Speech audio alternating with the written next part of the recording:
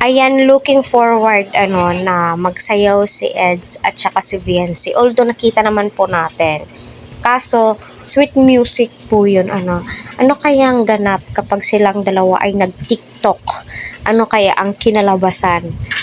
So alam naman po natin si Viancy ay game na game kapag TikTok na po yung usapan. Alam naman po natin yung pinsan niya ay mahilig din pong mag-TikTok. Kaya abangan po natin So sana mapanood po ito ni Kalinga Prab, Viancy at Edu.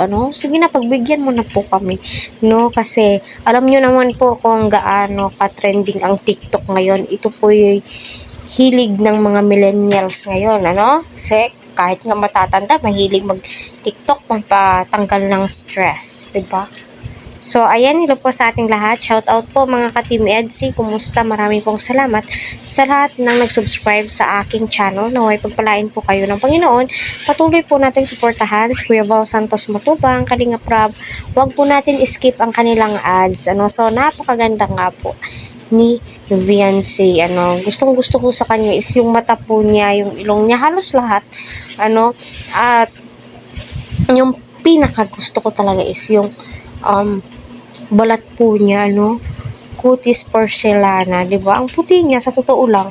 Kaya sabi ni Rob na kapag nag-scout ay iitim po talaga yan si Viancy. So panoorin muna natin.